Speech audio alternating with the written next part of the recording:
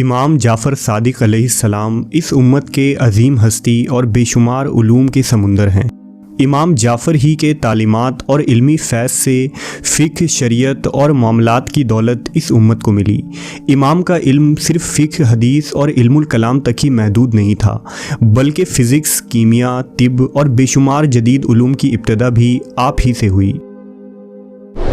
جعفر صادق صرف امام عرب ہی نہیں ہیں، بلکہ مغربی دنیا اور یورپی ممالک نے بھی آپ کے علم کو تسلیم کیا ہے اور آپ کی لکھی ہوئی کتابوں کو اپنی زبان میں ترجمہ کر کے جدید سائنس کی بنیاد رکھی۔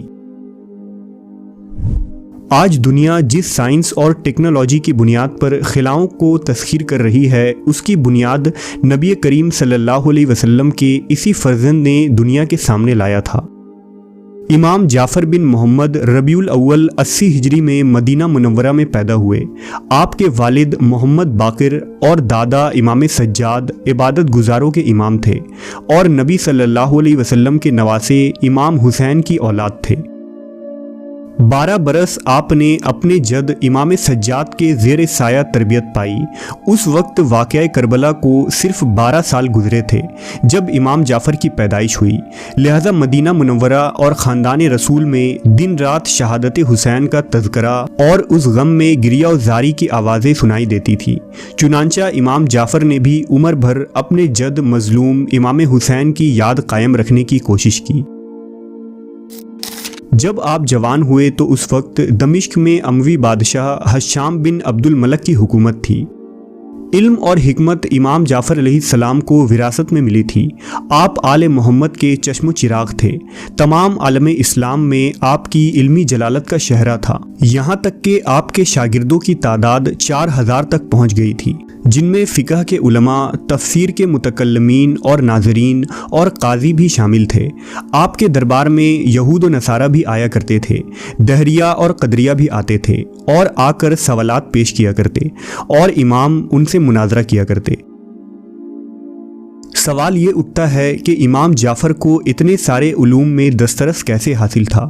دراصل مورخین کا ماننا ہے کہ امام نے کسی مدرسہ میں تعلیم حاصل نہیں کی اور نہ ہی کسی استاد سے علم سیکھا، بلکہ آپ کا علم نسل در نسل سینے سے منتقل ہوتا رہا، جس سے ثابت ہوتا ہے کہ امام نے جس علم کی روشنی دنیا کے سامنے بکھیری وہ دراصل محمدی علم تھا۔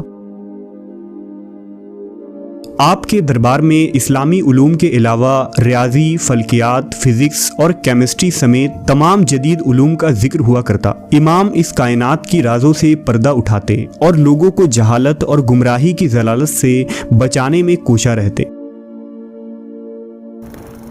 امام ابن حجر لکھتے ہیں کہ لوگوں نے امام جعفر سے بہت سے علوم سیکھے ہیں۔ یہ علوم مدینہ آنے والے زائرین اور حجاج کے ذریعہ ساری دنیا میں پھیل گئی اور ساری دنیا میں جعفر صادق کے علم کا ڈنکا بجنے لگا۔ مشہور عالم دین میر علی ہندی لکھتے ہیں کہ اس زمانے میں علم کی جستجو کا شوق لوگوں میں تیزی سے ہو رہا تھا۔ فلسفیانہ گفتگو ہر جگہ رائج ہو چکی تھی۔ قابل ذکر بات ہے کہ اس علمی تحریک کا امام جس کے ہاتھوں میں تمام علم کی چابیاں تھیں وہ مدینہ میں تھا۔ وہ امام علی کا پوتا تھا جس کا نام جعفر صادق تھا۔ وہ اس دور کا مفکر اور محقق تھا اور ہر علوم پر مہارت رکھتا تھا۔ اہل سنت کے 2 بڑے امام ابو حنیفہ اور امام مالک نے کئی سال امام جعفر کی خدمت میں گزاری اور آپ سے علم حاصل کیا، جس سے فقہ کی 2 بڑی مکتب کی بنیاد پڑی۔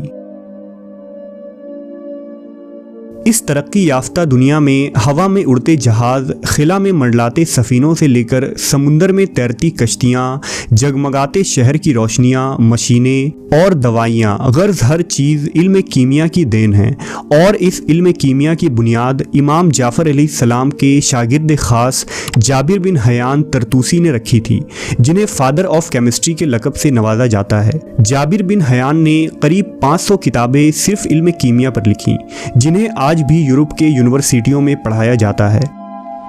اسی طرح مشہور ہے کہ برطانیہ کا سائنسداں جوزف پریسٹلی نے سب سے پہلے آکسیجن کا انکشاف کیا تھا، جبکہ اس سے 1000 سال پہلے اس حقیقت سے سب سے پہلے امام جعفر نے پردہ اٹھایا اور بتایا تھا کہ ہوا عنصر بسیط نہیں بلکہ مختلف عناصر کا مرکب ہے، جس میں سے بعض اجزاء ہر زندہ موجود کے سانس لینے میں مدد کرتی ہے۔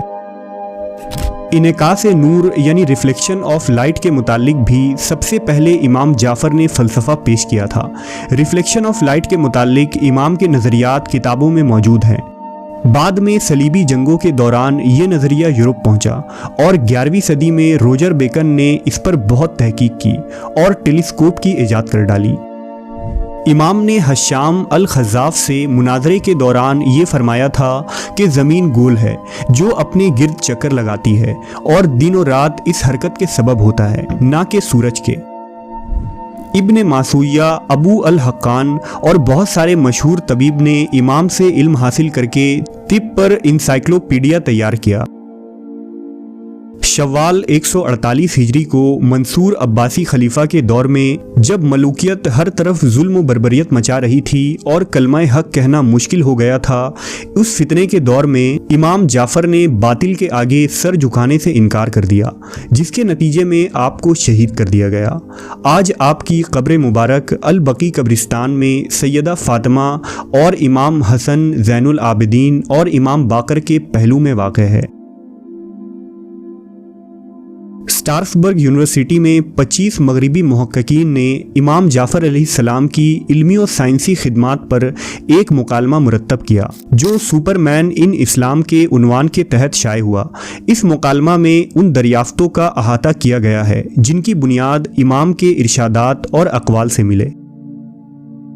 امام جعفر علیہ السلام کی سیرت ہمیں یہ سکھاتی ہے کہ علم سے مراد صرف علم دین نہیں ہے، بلکہ وہ سارے علوم جن کا تعلق انسانی اور معاشرتی ترقی سے ہو، خواہ وہ فزکس، کیمسٹری، بایولوجی یا میتھمیٹکس ہو، علم کے احاطے میں آتا ہے، جس کی ابتدا اس امت کے ائمہ یعنی آل محمد سے ہوئی تھی اور جس علم کو حاصل کرنا ہر مسلمان پر فرض ہے۔